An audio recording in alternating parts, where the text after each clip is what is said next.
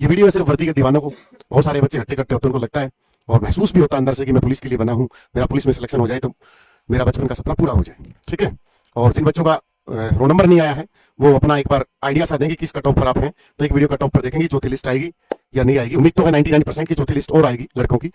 ठीक है, आओ शुरू करते हैं। पहला सब्जेक्ट हरियाणा जीके पर, जहां पर हम 25/25 नंबर ले सकते हैं। ठीक है, हरियाणा जीके एक ऐसा सब्जेक्ट सामान्य अध्ययन, 5वां एडिशन आ रहा है।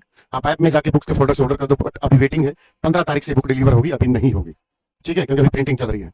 बट हमारे जो 5000 बच्चे पहले ऑर्डर करेंगे उनके हमने लिए 100 रुपये फ्लैट कर दिया है, मतलब सस्ती। मार्केट में आप इसको लोगे तो 500-550 रुपये की पड़ेगी, ऐप पे सिर्फ मात्र 450 की। ठीक है, और भी सस्ती देख लेंगे, अभी चल रहा है, इनसे बात चल रही है कि करेंगे नहीं करेंगे। ठीक है, क्योंकि इसमें प्रिंटिंग कॉस्ट, इसमें पेज लगभग 420 के आसपास पेज है, डबल कलर की पेज की किताब है। लेकिन अगर आपके पास ऑलरेडी कोई बुक है किसी भी पब्लिकेशन की, देन आप उससे पढ़ाई करते रहिए, मेहनत करते रहिए। इसके में 50 पेज की डेमो अगर आप चाहते हो तो टेलीग्राम पर पढ़िए, देख सकते हैं। मैंने इसमें क्या किया है, 400 क्वेश्चन उठाए जो बार बार रिपीट होते हैं, वो मैंने पहले ही अपने 6-7 पेज पर लिख दिए, जिसके आप अक्सर एग्जाम के टाइम पीडीएफ सेल होते हुए देखते हो। वन लाइनर नहीं है, सारे ऑर्गेनाइजेशन कब कब बने, कौन सी नदी है, नदी से मैंने 15 क्वेश्चन उठा लिए। हरियाणा के प्रशासनिक परीक्षा से बार बार रिपीट होते हैं, 25-30 क्वेश्चन उठा लिए। एग्रीकल्चर से जो 30-40 क्वेश्चन होते हैं रिपीट, वही उठा लिए। कुछ नया डाटा उठा लिया। तो इस किताब को मैंने इस तरीके से जिलेवार परीक्षा में मैंने लगभग इसमें 130 पेज भरे हैं जिलेवार परीक्षा में। अगर आप जिलेवार परीक्षा भी करके जाओगे किसी एस्टेट जैसे एग्जाम में, तो 10 में से 7-8 नंबर ले लोगे। तो इस तरीके से मैंने डिजाइन किया है। आइए इस पर चर्चा करते हैं। हरियाणा जी के पर 25 नंबर की है, 5 नंबर करंट अफेयर के, 20 आएगी स्टैटिक, जो भी हम स्टैटिक जीके पढ़ते हैं, हरियाणा की भौगोलिक संरचना, एग्रीकल्चर, सिंपल से क्वेश्चंस, वो आप किसी भी बुक से आप पढ़ सकते हैं, आप ऑलरेडी कोई किताब है तो। बट इसका मतलब ये नहीं कि हम हमारी बुक की ऐड ना करें। ठीक है, सदियों से कोई चलता आ रहा है, तो इसका मतलब ये नहीं कि आप पुलिस में लगो, इससे पहले भी तो पुलिस में लगे हैं, वो पिछली बात है। तो किसी ने, हम अपनी मेहनत कर रहे हैं, पहले वाले ने अपनी मेहनत की थी। ठीक है, जो स्पेशल रहेगा वो है आपका हरियाणा पुलिस कांस्टेबल एग्रीकल्चर्स। ये एग्रीकल्चर्स के कई बार वेटेज ज्यादा जाती है, कई बार कम। एग्रीकल्चर्स में जैसे किसी फसल का तापमान, किसी फसल के लिए उपयुक्त मिट्टी, किसी फसल का सबसे ज्यादा उत्पादन का होता है, ये पौधा कैसा है, ये शुष्क पौधा है या उपोष्णकटिबंध पौधा है, पर्णपाती है, किस प्रकार के वन है। तो एग्रीकल्चर में वन का टाइप भी थोड़ा सा पढ़ना है। एग्रीकल्चर्स में हमें कोई ऑर्गेनाइजेशन है, जैसे केंद्रीय, हमसे पूछ ले केंद्रीय कपास अनुसंधान केंद्र कहाँ है, नागपुर महाराष्ट्र में, उसकी स्थापना पूछ के खड़ा हो जाएगा। अगला टॉपिक है एनिमल हस्बेंड्री। यहाँ पर हमें गाय, भैंस, भेड़, बकरी, ऊंट, ये जो 6-7 पशु प्रॉपर हमारे सोसाइटी में प्रॉपर, इनकी नस्लें कौन कौन सी नस्लें, जैसे गाय की सबसे भारी नस्ल कौन सी है, कुछ क्वेश्चन मैं आपके लिए छोड़ के जा रहा हूं जिनको यूट्यूब पे आपको रिप्लाई देना है। सबसे भारी नस्ल कौन सी है, दबी काजी नस्ल कौन सी, गाय की दबी काजी नस्ल कौन सी है, मतलब वो गाय दूध भी देती है और बाहर वाक भी है।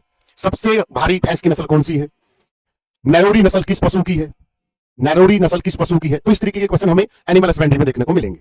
ठीक है, फिर आती है बीएनएस, भारतीय न्याय संहिता और भारतीय नागरिक सुरक्षा संहिता। ये पहले आईपीसी होता था, वो बीएनएस में कन्वर्ट कर दिया। आईपीसी की धारा 511 थी, बीएनएस की धारा कितनी, कमेंट सेक्शन में जरूर बताना।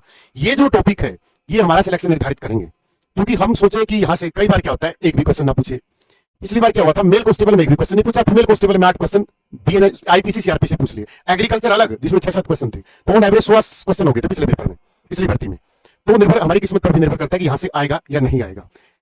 BNS agriculture animal husbandry market में और किताब है, आप वो पढ़ें। ये नहीं मिली, ऐप में जाओ, बुक्स के फोल्डर से ऑर्डर करो, आप किसी भी बुक स्टोर से आप ले सकते हो। ठीक है, इसमें लगभग 150 पेज के आसपास है, पीछे 1213 एमसीक्यू है, पहले चैप्टर वाइज थ्योरी दी गई है। तो इस टॉपिक को थोड़ा सा अच्छे से कर लेना हरियाणा पुलिस के लिए। ठीक है, लेकिन इतनी डेप्थ में भी नहीं जाना है, बेसिक बातें ही पूछेगा। अब एक पेपर में हिंदी और इंग्लिश नहीं आई, बट वेट और ना नोटिफिकेशन में मेंशन है कि सर हिंदी आएगी इंग्लिश आएगी, नहीं मेंशन नहीं है, बट आती है। 2018 वाली भर्ती में, जिस भर्ती में हम लगे, जिसमें मुखर्जी टीचिंग करता था, तो मुझे भी किसी दोस्त ने बताया कि हिंदी इंग्लिश नहीं आती। बट मैंने पीआईक्यू देखे, प्रीवियस ईयर पेपर देखे, एचएससी के और एग्जाम, उनमें तो सभी में हिंदी आई थी, तो पुलिस में क्यों नहीं आएगी। तो एक बार नहीं आई होगी तो उसका मतलब ये नहीं कि वो आएगी ही नहीं। हिंदी हम हरियाणा ग्रुप डी में भी देंगे, सिटी मेंस में भी देंगे, और पेपर में एसएससी जीडी में, हर एग्जाम में हम पढ़ते हैं। तो थोड़ी बहुत यहाँ कर ले, संज्ञा सर्वनाम क्रिया विशेषण अलंकार समास, तो क्या जाता है अगर पेपर में आ गई तो हम तो उम्र दराज हो गई, कोई बच्चा उम्र दराज हो गया तो उसको सारी उम्र धोखा लगेगी, यार किसी टीचर ने बताया था कि इसमें हिंदी और इंग्लिश नहीं आती। और ऐसे टॉपिक जो बहुत ही कॉमन है, अब इसको इंग्लिश 5-7 क्वेश्चन क्या आएंगे। एक आएगा error, one word substitution, idiom phrases, preposition, articles, narration, voice, जो कॉमन सेक्शन है। नीतू मैम की जो वॉल्यूम 1 है उसको रगड़ दो, बेसिक बातें ही तो पूछेगा यहाँ से। तो ये दोनों सब्जेक्ट आपको करके जाना, बेसिक से पेपर में ना आए, दूसरे पेपर में काम आएगा। ठीक है, नेशनल जी को जो 15 नंबर की आएगी, उसमें 3-4 क्वेश्चन करंट अफेयर के रहेंगे। कहीं करंट अफेयर पढ़ के ना जाओ, करंट अफेयर आए ही आएगी, चाहे 2 आए चाहे 4 आए।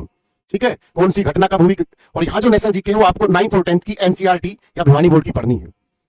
लुसेंट ठीक है, अच्छी है, बेसिक किताब है, बट यहाँ पर जो आएगा वो बहुत ही अच्छे क्वेश्चन आएंगे, पिछले पेपर देख सकते हो आप। ठीक है, statement based questions, concept based questions, note भी fact based questions. Fact base अगर 15 में से 2 आ गए तो सिलेक्शन तो नहीं देगा, 15 में से 12-13 क्वेश्चन ठीक करेंगे तब हम सिलेक्शन के पास पहुंचेंगे। मैथमेटिक्स का वेटेज 12 से 15 क्वेश्चन रहेगा, ठीक है। एडवांस क्वेश्चन, एडवांस जो हमारा मैथमेटिक्स है वो नहीं पूछा जाता, अर्थमेटिक पूछा जाता है। तो अर्थमेटिक को थोड़ा सा अच्छी कमांड कर लेना, क्योंकि मैथ और ये जो अपना रीजनिंग है 10 क्वेश्चंस, ये हमें सिलेक्शन की तरफ सबसे जल्दी लेके जाएगा। ठीक है, बट ये सबको मैथ है 15, रीजनिंग 10 की आई तो 10, 25 नंबर है, 25 हरियाणा जी के 50 नंबर है।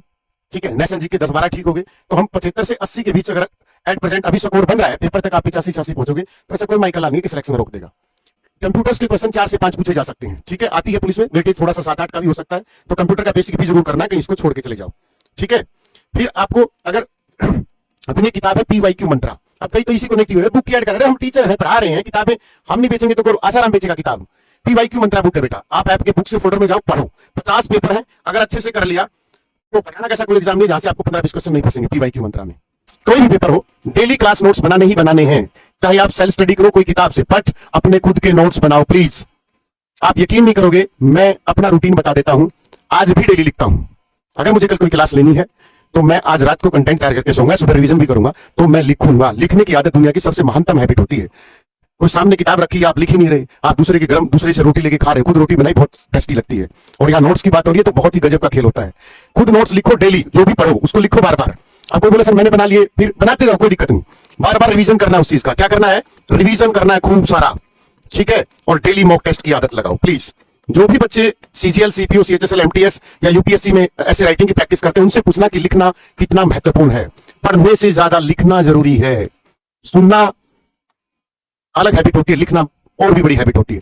डेली क्लास नोट्स बनाओ, जो भी सेल्फ स्टडी करो, बैच में कहीं पर भी पढ़ रहे हो, डेली उसी चीज का रिवीजन करो, और फिर जब भी लगे मॉक टेस्ट लगाओ हमेशा।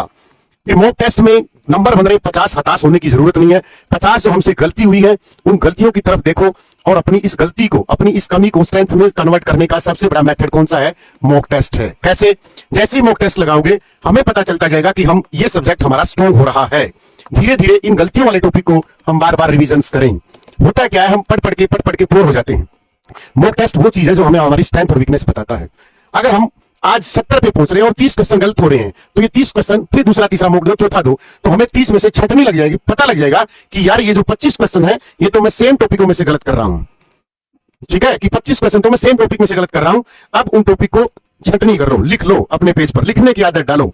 छंटनी करके पूरे हफ्ते मॉक टेस्ट लगाते जाओ। बेशक से 70 से 68 हो जाए कोई दिक्कत नहीं, 64 हो जाए कोई दिक्कत नहीं। फिर पूरे हफ्ते उन 25 टॉपिक को ही कवर करना है, बार बार बार बार उन्हीं टॉपिक को जहां से वो गलत हो रहे हैं। 7 से 10 दिन में आप देखोगे, अगर हम 68 पहुंचे हैं, चाहे बेशक से 64 पे चले गए हो, अगर हमने यहाँ 25 वाले टॉपिक पर कमांड कर ली, आप यहाँ 70 से 75 तक पहुंचते हुए 1 हफ्ते या 10 दिन की बात है। ये गारंटी है, खुद अप्लाई हुई चीजें हैं। आज से हम 2006 में जब 10वीं की थी, VLD का 32 रैंक आया था, या फिर +2 करते करते NDA दिया, फिर ग्रेजुएशन BSc करते हुए करके CDS दिया, MSc करके नेट तैयारी की, आगे भी जरूर तैयारी करते रहे। तो लिखने की आदत, और अपनी हम क्या करते हैं, हमें पता होता है भाई तेरे भाई की मैथ में बहुत अच्छी कमांड है, लेकिन हम ये नहीं कहते कि यार मेरी जो GS बहुत कमजोर है, यार मेरी इंग्लिश बहुत कमजोर है। हम कहीं भी चर्चा नहीं करते। हमें चर्चा उस बात की करनी चाहिए जो हमारा खास हितैषी, उस पर बैठ के भाई यार मेरी इंग्लिश बहुत कमजोर है। देन क्या पता वो बंदा बोलते यार ले मैंने मेरे इंग्लिश के नोट्स बनाए, इनमें से थोड़ा सा मेरी ट्रिक देख ले, और फिर उसी ट्रिक में से कुछ ना कुछ सीखो। क्या पता कोई अच्छी किताब उसके पास, वो आपको दे ले, भाई से अपने नोट्स बना। हैबिट, नोट्स खुद के बनाने हैं, लेकिन दूसरे के सामने जो अपना हितैषी हो, दुश्मन के सामने तो क्या बताएंगे हम, बट अपना जो हितैषी होगा, अपना जो भाई होगा, लाइब्रेरी में अपने आसपास बैठता होगा, जिसके पास अपना खून का रिश्ता बेशक से ना हो, बट अपनेपन का भाव होता है, उसके सामने अपनी कमियां बताया करो। भाई यार मेरी हिंदी समझ में नहीं आ रही, तो क्या पता वो हिंदी की इतनी अच्छी कमांड रखता हो आपको बहुत, ठीक है, क्या पता वो अपनी इतनी अच्छी स्ट्रेंथ बता दे जो हमारे काम आ जाए। और हमें तो क्या चाहिए, हम गप्पे मारने के लिए थोड़े लाइब्रेरी में बैठते हैं, एक दूसरे से सीखने के लिए बैठे हैं। तो जो मैं नहीं बता पाया तो नीचे कमेंट कर सकते हो। संडे था, मैंने सोचा मैं पुलिस वाले बच्चों की एक स्पेशल वीडियो बनाऊं, क्योंकि आप हमारे परिवार का हिस्सा बनने जा रहे हो।